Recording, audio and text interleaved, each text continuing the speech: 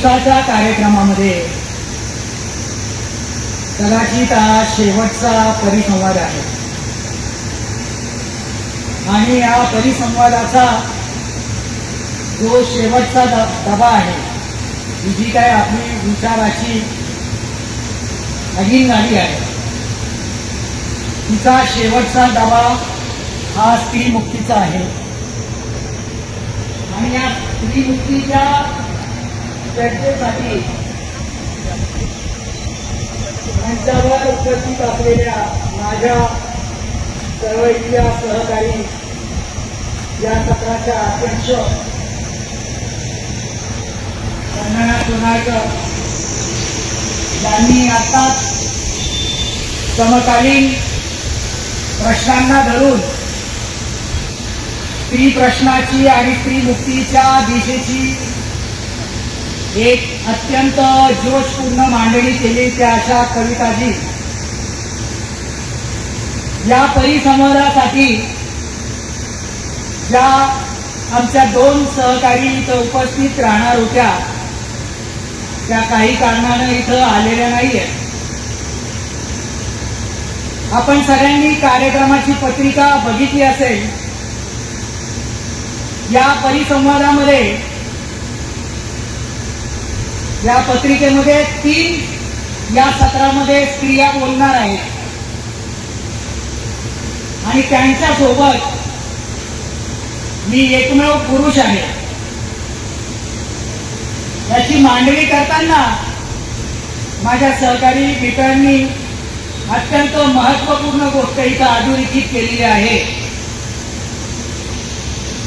जरी स्टेजवर या स्त्रियांमध्ये आत्ताच्या बहुसंख्या आणि अल्पसंख्य भाषेत बोलायचं जर झालं तर मी एकटाच आहे इथं बोलणारा. आणि मुख्य विषय स्त्री मुक्तीचा नाहीये, जरी त्याचं टायटल असलं तरी ते आहे पुरुष मुक्तीचं खरं त्याचं स्वरूप आहे. आणि म्हणून सर्वात जास्त जबाबदारी ती माझ्यावर आहे. अगोदरच्या वक्तव्यामध्ये कविताजींनी असं सांगितलं की भारताचं जे वास्तव आज बिघडलेलं आहे, त्यांनी काही समकालीन असे उदाहरणं दिले. आताचे छत्रपती शिवाजी महाराजांच्या निमित्तानं एक प्रकरण झालं आणि महाराष्ट्रातला बुलढाण्याचा गुंड आमदार हा आमच्या एका सहकार्याला, जे छत्रपती शिवाजी महाराजांवर अत्यंत लोकप्रिय आणि भारतभर पोचलेलं असं जे कॉम्रेड गोविंद पानसरे यांचं पुस्तक आहे, ज्यांना अकॅडमिकच्या भाषेमध्ये नॉन अकॅडमिकल बुक असं म्हणतात, त्या पुस्तकाने कोणत्याही अकॅडमिक पुस्तकापेक्षा सर्वात जास्त प्रबोधनामध्ये आघाडी घेतलेली आहे. त्या पुस्तकाच्या निमित्तानं छत्रपती शिवाजी महाराजांना एकेरी वगैरे काय म्हणतो त्या प्रसंगामध्ये मी जाणार नाही, पण त्यातला क्रूर विनोदाचा भाग असा होता की छत्रपती शिवाजी महाराजांच्या राज्याचा गाभा रयत मधला अर्धा लोकसंख्या असलेल्या स्त्रियांच्या सन्मानाचा आणि स्त्रियांच्या हक्काचा होता. त्या छत्रपतींनी स्त्रियांच्या सन्मानासाठी स्वतःच्या नातेवाईकाचे सुद्धा डोळे काढले. बलवडी आणि तिथल्या कर्नाटकाच्या लढाईमध्ये अशा छत्रपतींच्या नावाने हा आमदार आमच्या प्रकाशकांना आया बहिणीवरनं शिव्या देतो. हा महाराष्ट्रातला सर्वात मोठा एक शोकांताचा भाग आहे आणि म्हणून प्रबोधनाची जबाबदारी या क्रूर विनोदापाशी येऊन थांबते की शिवाजी महाराजांचं नाव घेऊनच हा एक आमदार स्त्रियांवर शिव्या देतो. हा एक महत्वाची घटना अगोदरच्या वक्त्यांनी नोंदवलेली आहे. दुसरी घटना जी महाराष्ट्रामध्ये किंवा भारतभर आपल्याला सातत्यानं बातम्या कानावर येत आहेत आणि त्या आहेत सगळ्या स्त्री हिंसाचाराच्या, स्त्रियांवरच्या बलात्काराच्या, त्यांच्या सुरक्षितचे प्रश्न निर्माण झालेले. या वेगवेगळ्या बातम्या आपल्या कानावरून धडकत आहेत आणि महाराष्ट्रात एका अल्पवयीन मुलीवर बलात्कार झाल्यानंतर सगळा डिस्कोर्स जो आहे बलात्काराची जात काय असते हे शोधण्यामध्ये लागलेले आहे. आणि त्यामुळं कुठल्या मुलीवर किंवा स्त्रियांवर बलात्कार जर झाला तर जे मोर्चे निघतात ते आमच्या जातीची स्त्री तिच्यावर बलात्कार झाला म्हणून अशा पद्धतीनं जातीच्या विरोधात मोर्चे निघतायत. हे देखील महाराष्ट्राचं एक वाईट असं एक चित्र आपल्या समोर येताना दिसतंय. हे दोन उदाहरणं त्यांनी दिले म्हणून मी आपल्याला अधोरेखित करतो. त्याचं महत्वाचं कारण असं आहे की आत्ताचा जो कालखंड आहे तो थेट राजकीय भाषेमध्ये जर बोलायचं असेल तर जागतिकीकरण झाल्यानंतर ज्या काही आपण लढवत असलेल्या ज्या सगळ्या समाज परिवर्तक चळवळी आहेत त्यांची जी काही एका अर्थानं विखुरलेली अवस्था आहे आणि तिची एक शक्ती कमी होताना दिसते. आपण तो प्रयत्न करतोय, परंतु जागतिक भांडवलशाहीमध्ये आणि जाती व्यवस्थेच्या ह्या जागतिकीकरणाच्या पर्वामध्ये एक मोठं अरिष्ट उभं राहिल्यानं आपल्याला दिसेल की जो फॅसिझम आलेला आहे संघ भाजपाचा, त्याचा जर बारकाईने आपण आढावा जर घेतला तर आतापर्यंतच्या नॅशनल क्राईम ब्युरोचे सगळे आकडेवारी जर तुम्ही बारकाईने जर बघितले तर भारतामध्ये सर्वात जास्त स्त्रियांवर लैंगिक अत्याचार होण्याचे प्रमाण हे केसेसमध्ये नोंदवले गेलेले आहेत. ते गेल्या 10 ते 15 वर्षामध्ये सातत्यानं वाढताना दिसतात आणि हे वाढत असताना याच्यावर काय उपाय दिला पाहिजे याचं एक नॅरेटिव्ह संघ भाजपातनं सेट केलं जातं. त्यांच्या सत्तेला संरक्षित करेल म्हणजे वरच्या जाती वर्गांना आणि त्यांच्या पुरुष सत्तेला ते धक्का लावणार नाही अशा पद्धतीचं एक वैचारिक कुप्रबोधन सुरू झालेलं आहे आणि म्हणून त्याची आपल्याला सर्वात मोठी दखल घ्यायला पाहिजे. आजच्या परिसंवादाचा मुख्य विषय जो होता की आतापर्यंतची जी स्त्री चळवळ झालेली आहे, स्त्री मुक्तीचे जे आव्हानं पेलत जी चळवळ आतापर्यंत झालेली आहे तिच्यामध्ये पुरुषांनी काय रोल करायचा. महत्वाची गोष्ट अशी आहे की आपल्याला काही सूत्ररूपाने मी कमी वेळामध्ये सांगण्याचा प्रयत्न करतो. त्यांनी अगोदर मांडलेलंच आहे तरी पण मी त्याला जरा अधिक क्लॅरिफाय अधोरेखित करतो. स्त्री म्हणून आपण जी काही एक श्रेणी बघतो ती अशी एक गठ्ठा श्रेणी नाही. स्त्री आणि पुरुष असणं ही एक गठ्ठा श्रेणी नाही. आता ज्या चळवळी लैंगिकतेच्या उभ्या राहिलेल्या आहेत त्याची भाषा तुम्ही परिभाषा ऐकलेली असेल, LGBTQI वगैरे वगैरे. त्याला पाश्चात्य देशांमध्ये, आशिया खंडातल्या वेगवेगळ्या देशांमध्ये, भारतीय उपखंडांमध्ये ज्या एक वेगळ्या पद्धतीच्या नागरीकरणाच्या नागरी चळवळी उभ्या राहिलेल्या आहेत त्याला क्वीर मुवमेंट म्हटलं जातं. या क्वीर मुवमेंटने महत्वाचा प्रश्न असा उपस्थित केलेला आहे अलीकडच्या कालखंडामध्ये की जे ज्ञानशास्त्र विकसित झालेले आहे त्यांनी असं सांगितलं की स्त्री असणं आणि पुरुष असणं या ओळखी त्या त्या समाजामध्ये घडवल्या जातात. त्याला वेगवेगळी घटक कारणीभूत असतात. मग त्यांनी धर्माचा उल्लेख केला, जाती व्यवस्थेचा उल्लेख केला, वर्ग व्यवस्था म्हणजे भांडवलशाहीचा उल्लेख केला. आपल्याला हे समजून घेतलं पाहिजे की 1970च्या दशकामध्ये स्त्री मुक्तीची चळवळ सुरू झाली महाराष्ट्रामध्ये आणि भारतामध्ये. त्याला सर्वात महत्वाचं कारण होतं जागतिक भांडवलशाही क्रायसिसमध्ये आलेली होती आणि जाती व्यवस्थेच्या विरुद्ध आणि आपल्या कष्टकरी ज्याला वर्गीय भाषामध्ये म्हणता येईल की डाव्या चळवळीमध्ये नवा मार्क्सवादाचा विचार आलेला होता. इथं कॉम्रेड भारत पाटणकर बसलेले, त्यांना आम्ही आत्ताच्या भाषेमध्ये अपारंपरिक मार्क्सवाद म्हणतो.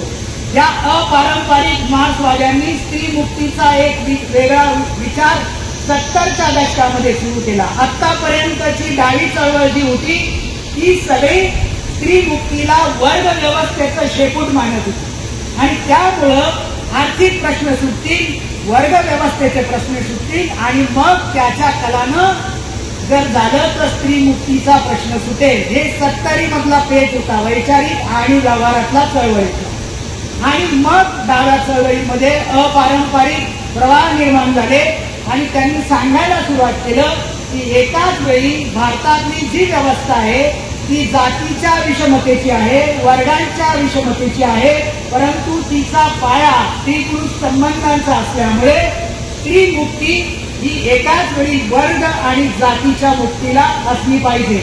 ज्यांच्या सोबत मी चळवळ केली आणि शिकलो असं त्यांचा उल्लेख त्यांनी कॉम्रेड शरद पाटलांचा केला, त्याचबरोबर दलित चळवळीमध्ये ज्या पॅन्थर नंतर चळवळी झाल्या, दलित पॅन्थरची चळवळ बारकाईने जर बघितलं तर तिचा जो आवेश होता, तिचं जे सगळं काही नॅरेटिव्ह जरी नसलं, तिचं थेरॉटिकल जरी ते पुरुष मुक्तीचा आणि स्त्री मुक्तीचा आणि जाती मुक्तीचं बोलत असले तरी तिचा जो आविर्भाव होता तो पुरुषी होता पॅन्थरचा. आणि म्हणून पॅन्थरच्या फुटीनंतर किंवा दलित चळवळीच्या फुटीनंतर जी सर्वात शेवटची कडी आहे स्त्री मुक्तीमधली, दलित आदिवासी स्त्री, भटकी स्त्री, तिच्या मुक्तीचे प्रश्न उभे राहिले, पण त्यांचं व्यावहारिक संघटन उभं राहिलं नाही. आणि ते व्यावहारिक संघटन उभं राहिलं नसल्यामुळं थेरॉटिक्समध्ये म्हणजे सिद्धांताच्या सगळ्या ज्ञान व्यवहारांमध्ये दोन चळवळींचा उदय झाला. जसा आफ्रिका, युरोपमध्ये गोऱ्यांनी चालवलेल्या स्त्री मुक्तीच्या विरोधात रंगभेदाचा प्रश्न निर्माण झाला आणि काळा स्त्रीवाद पुढे आला.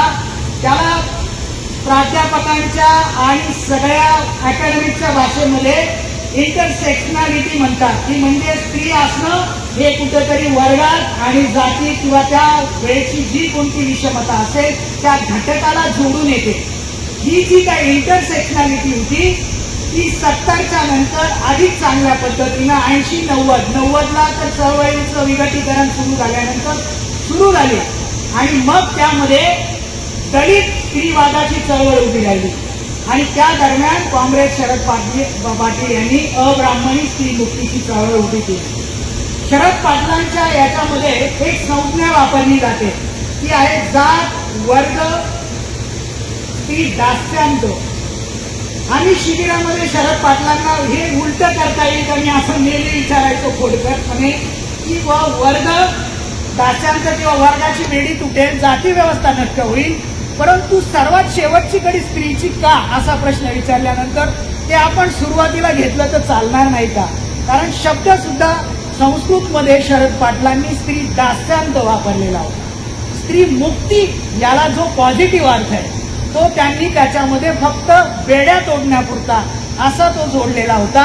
त्याच्याबद्दलचे काही प्रश्न आम्ही शिबिरांमध्ये शरद पाटील जिवंत असताना त्यांच्याशी वैचारिक झगडा करून हे केलं. त्यांचं स्पष्टीकरण सभागृहात म्हणजे फारसा संभ्रम होऊ नये म्हणून 1-2 मिनिटात सांगतो. त्यांचं असं म्हणणं होतं की एक नियतिक्रम आहे व्यवस्था मोडण्याचा. पहिल्यांदा भारतीय क्रांती जी आहे ती भांडवली लोकशाही क्रांती असेल आणि म्हणून जाती व्यवस्था मोडली पाहिजे आणि जाती व्यवस्था मोडतात नंतर जी काही भांडवली लोकशाही क्रांती होईल तिच्यामध्ये वर्ग व्यवस्था आणि पितृसत्ता असेलच. म्हणून पहिल्यांदा वर्ग व्यवस्था मोडली जाईल आणि सर्वात अवघड लढाई, सर्वात शेवटची लढाई स्त्री पुरुष संबंधांची, स्त्री मुक्तीची असेल. म्हणून स्त्री दास्यांत असा त्यांनी नियतक्रम लावलेला होता. तो माझ्यामध्ये आज इतका अभ्यास केल्यानंतर आणि इतकं सगळं फिरत असताना मला त्याच्याबद्दल शंका आहे. म्हणून मी एक ती शंका काय आहे की आज आपल्याला इथं काही गोष्टींची म्हणजे त्याचा उलगडा करतो. शरद पाटलांनी जो सगळा दावा केलेला होता तो फुले आणि आंबेडकरांच्या सिद्धांतावर केलेला. डॉक्टर बाबासाहेब आंबेडकरांचं असं म्हणणं होतं की जाती व्यवस्था ही अर्थातच स्त्रियांची गुलामगिरी आहे. सर्व म्हणजे स्त्री पुरुष संबंध हा जाती व्यवस्थेचा पाया आहे. त्यामुळं बाबासाहेबांचे अनेक असे कोट आहेत. बाबासाहेबांचं असं म्हणणं आहे की जाती व्यवस्था जर तोडायची असेल तर स्त्री मुक्तीचा लढा म्हणजे पुरुष सत्ताक व्यवस्था मोडावी लागेल, परत जाती व्यवस्था मोडेल. हे बाबासाहेबांचं सूत्र होतं. बाबासाहेबांना हे सूत्र कुठून आलं तर त्यावेळेसचा पाश्चात्य स्त्रीवाद नव्हता. बाबासाहेबांना हे सूत्र गवसलं ते आपल्या सगळ्यांचे क्रांतिकारकांचे कुलगुरू महात्मा फुले यांच्यामुळे गवसलेलं होतं. महात्मा फुल्यांनी भारतातल्या स्त्रीवादाची पहिली मांडणी केली आणि भारताच्या इतिहासामध्ये भारताच्या स्त्रीवादाचा पहिला इतिहास बुद्ध आणि आनंद यांनी घडवलेला आहे. त्यामुळे पुरुषांचा सहभाग काय असला पाहिजे याचे आयडॉल आपले बुद्ध आणि आनंद असू शकतात. 3 वेळा बुद्धानं 500 स्त्रियांचा लॉंग मार्च आल्यानंतर भिक्खुणी संघात घ्यायचं की नाही नकार दिल्यानंतर स्त्रियांच्या वतीनं बुद्धाशी बोलायला जाणारा तरुण भिक्षू जो होता तो महाभिक्षू आनंद होता आणि आनंदने जो युक्तिवाद केला तो भारताच्या स्त्रीवादाचं हे पहिलं चॅप्टर आहे. आणि त्यामुळे लक्षात ठेवलं पाहिजे की भारताच्या या सगळ्या लढाईमध्ये जिथं इतिहास सुरू झाला, शरद पाटील निवृत्तीला हिरो मानतात, पण पुरुषांचा सहभाग निवृत्तीच्या राज्यामध्ये काय आहे तोही अजून प्रश्नचिन्ह आहे. त्यामुळे भारताचा पहिला पुरुष सहभागी स्त्री मुक्तीचा पहिला कॉम्रेड हा आनंद आणि बुद्ध आहे. आणि तिथून आपला इतिहास सुरू झाल्यानंतर मग भारताचा इतिहास तुम्ही जर बघितला तर भारताच्या इतिहासामध्ये भक्ती आंदोलन उभं राहिलं. कारण नामदेवांच्या बरोबर जनाबाई आहे. जनाबाईंचा स्त्रीवाद जरा तपासून बघा. जनाबाईंनी वारंवार भक्ती आंदोलनाचं आणि नामदेवांचं ऋण मान्य केलेलं आहे. तुकोबांनी बहिणाबाईला उभं केलं, पण तुकोबांच्या अभंगामध्ये असं म्हटलं जातं की बहिणाबाई मला नुसती म्हणजे कॉम्रेड नाही, माझी सहकारी नाही, तर माझ्या गुरुसारखी आहे. आणि म्हणून बहिणाबाई पाठक असल्यामुळे बौद्ध तत्वज्ञानाची वज्रसूती भाषांतरित बहिणाबाईला करायला लावतात. भारताच्या मुक्तीच्या स्त्री मुक्तीच्या लढ्यामध्ये तुकोबांचं हे सर्वात मोठं योगदान आहे.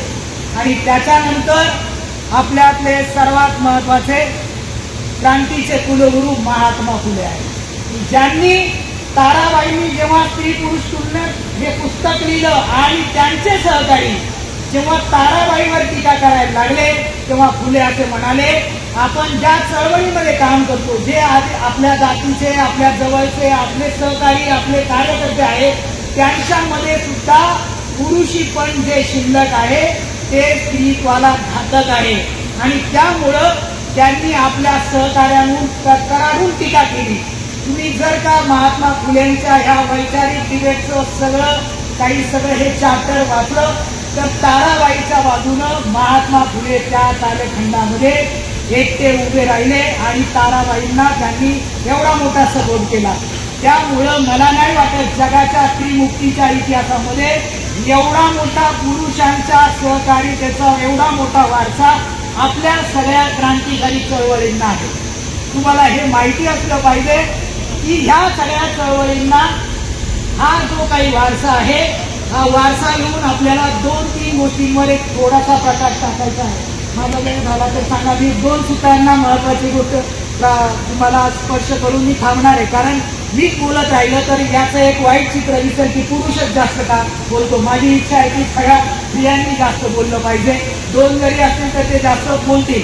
मला एक महत्वाचं एक सूत्र इथं सांगायचं आहे की आमचे सहकारी, आमच्यामध्ये सुद्धा एक चर्चा सुरू आहे की आपण एक शब्द वापरतो, ब्राह्मणी पितृसत्ता. ब्राह्मणी पितृसत्ता म्हणजे काय तर धर्म संस्कृती याच्या अंगानं जी काही जाती व्यवस्थेची समर्थनाची जी काही एक पुरुष सत्ता उभी राहिलेली आहे ती ब्राह्मणी पितृसत्ता.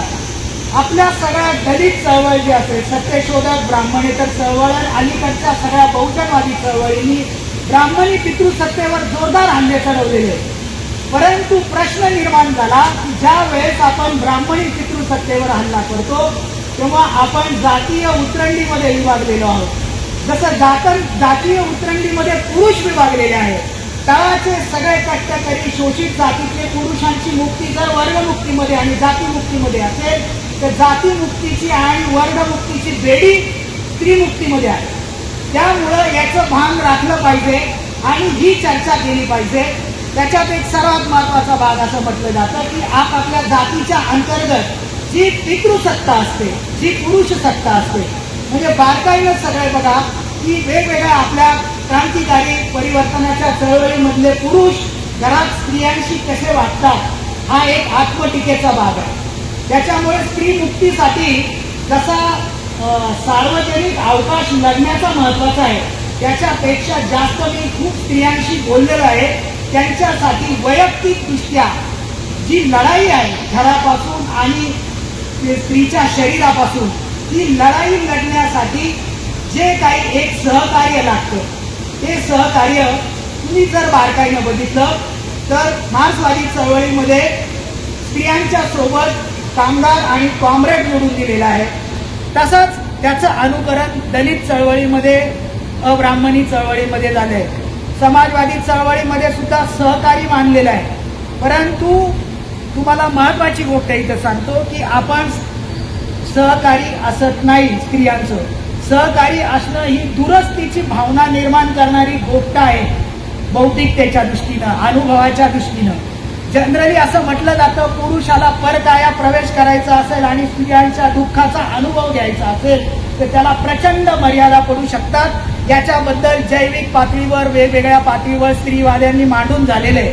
मग पुरुष स्त्रियांच्या मुक्तीसाठी काय योगदान देऊ शकतो याचे क्षेत्र अत्यंत याच्यावरच्या चर्चा झालेल्या आहेत. त्याच्यामध्ये आपण वेगळ्या पद्धतीनं उतरलं पाहिजे. आमचे अलीकडचे सहकारी प्राध्यापक आहेत, त्यांचं असं म्हणणं आहे की ब्राह्मणी पितृसत्ता ही अत्यंत क्रूर आहे, विभत्स आहे.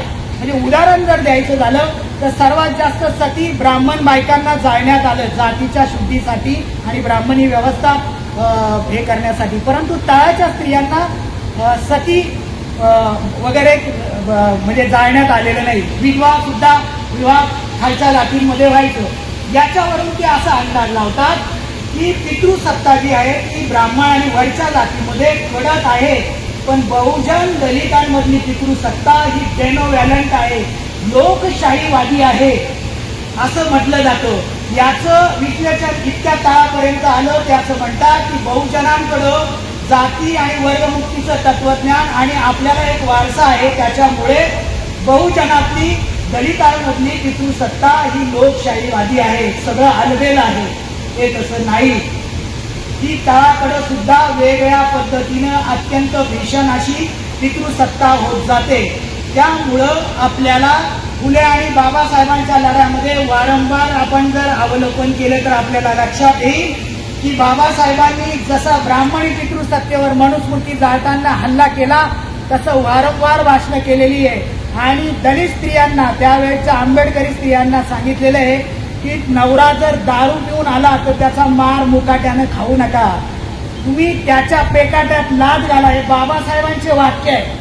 दारू पिऊन आला तर तुम्ही सहन करू नका. बाबासाहेबांनी असं म्हटलंय की नवरा कसा असला पाहिजे किंवा स्त्रीनं बायको म्हणून नवऱ्याच्या सोबत कसं राहिलं पाहिजे. त्यांनी सांगितलं मैत्रिणीसारखं, मित्रासारखं राहिलं पाहिजे. ज्या काळामध्ये बाबासाहेब बुद्ध कदाचित कमी वाचलेला असेल त्या कालखंडामधलं बाबासाहेबांचं हे विधान आहे. हेच बुद्धानं विचारलेलं आहे की स्त्रियांशी कशा पद्धतीनं नातेसंबंध असले पाहिजे. बुद्धानं 7 प्रकार सांगितले. शेवटच्या प्रकारामध्ये दासीभाव आणि शेवटच्या याच्यामध्ये दासीभाव आणि सखीभाव सांगितला. त्याचा क्रम चुकलेला आहे. शेवटचा क्रम तो कॉम्रेडही मैत्री भावाचा सांगितलेला आहे, म्हणजे सखी भावानं राहिलं पाहिजे. हा एक महत्वाचा भाग त्याच्यात आपल्याला बुद्धापासून तर बाबासाहेबांपर्यंत हा एक वारसा राहिलेला आहे. त्यामुळं मला वाटतं माझा एक महत्वाचा वेळ संपला आहे. मला हे 2च महत्वाचे सूत्र सांगायचे होते आणि आजचे जे प्रश्न आहेत ते अत्यंत वेगळ्या पद्धतीने जाता जाता फक्त मी त्याला सगळ्या एका परिसंवादामधल्या एक 10-15-20 मिनिटाच्या बोलण्यामध्ये सगळ्या मुद्द्यांना स्पर्श करू शकत नाही. आजची भांडवलशाही, आजचं जे वातावरण आहे आणि या निसर्ग टर्म वापरल्या जातात जेनजी वगैरे वगैरे वगैरे, त्याच्यात मी जाणार नाही. परंतु आपण हे टप्पे बघितले पाहिजे. माझा जन्म जो आहे तो 70च्या दशकातला आहे. काहींचा जन्म नंतर 80ला झाला, काही 90ला जन्माला आले, काही 2000ला जन्माला आले. या ज्या पिढ्या आहेत यांच्या पुढचं वास्तव वेगळं आहे, यांच्या पुढचं तंत्रज्ञान वेगळं आहे, यांच्या पुढची भांडवलशाही, यांच्या पुढचं सगळं पर्यावरण बदललेलं आहे. मी ज्या कालखंडात जन्माला आलो त्या कालखंडामध्ये मी मोठमोठे लीडर्स पासून तर तुटलेल्या पॅन्थरचे मोर्चे पाहिले, मी कामगारांचे मोर्चे पाहिले. आत्ताच्या कालखंडामध्ये ज्याला झेनजी म्हटले जाते अशा मुलांच्या पुढं सामाजिक वातावरण काय हे तपासलं पाहिजे. भांडवलशाहीनं एक सर्वात मोठं संकट उभं केलेलं आहे. ही जी मनोरंजन इंडस्ट्री उभी राहिलेली आहे, आता लिटरेचरचा मृत्यू झालेला असं मानतात लोक. लेखक मेलाय. आपल्याकडे लेखक पेरुमल जो आहे त्यांनी स्वतःला मारून टाकलं ते जाती व्यवस्थेमुळे. पण रोलाबार जो आहे तो म्हणतो की लेखक मेलाय. सगळं जो आशय आहे तो वाचणाऱ्यांचा ताबा येईल आणि तोच डिसिजन घेईल. आता हे थेरीचा भाग आहे. परंतु मला मुख्य मुद्दा सांगायचा आहे की असे खूप मांडलं जात आहे. आणि त्यांचं असं म्हणणं आहे की आत्ताचं युग जे आहे माणसांच्या भावभावनांना वेगळ्या पद्धतीनं जोडून भांडवलशाही त्याला कशी जुंपते क्रय वस्तूमध्ये आणि वस्तूकरणामध्ये. तर सर्वात मोठा धोका जो आहे आमच्या काळामध्ये, मी ज्या काळामध्ये तरुण होतो त्या काळामध्ये पोर्नोग्राफी वाईट पद्धतीची कशी असेल याच्यावर अभ्यास झालेला आहे. परंतु आत्ताची जी पोर्नोग्राफी आहे ती अत्यंत भयानक पद्धतीनं पुढे आलेली आहे. त्यामुळं आता जे बलात्काराचे प्रकरण उभी राहतात आणि त्याला मग लोक त्याला जातीचं वळण देतात. परंतु आपण या सगळ्या वेगवेगळ्या ज्या कुप्रबोधनाच्या पेटलेल्या वातावरणामध्ये हे सातत्यानं प्रबोधन करण्याचं काम आहे की पुरुषांचं कुठं काय बिघडलेलं. पितृसत्तेमध्ये फक्त स्त्रियांचं नुकसान होत नाही, जाती व्यवस्थेमध्ये खालच्या जातींचंच नुकसान होत नाही. ब्राह्मण असलेल्या माणसाला सुद्धा ब्राह्मण नुसता निखळ माणूस म्हणून जगण्याचा आनंद जाती व्यवस्थेमुळे घेता येत नाही. पितृसत्तेमुळं पुरुषाला निखळ माणूस होता येत नाही. त्यामुळं पुरुषांचा सहभाग महत्वाचा नाही. स्त्री मुक्ती म्हणजेच पुरुष मुक्ती आहे. हे आजचं माझं शेवटचं वाक्य आहे. मी थांबतो. धन्यवाद.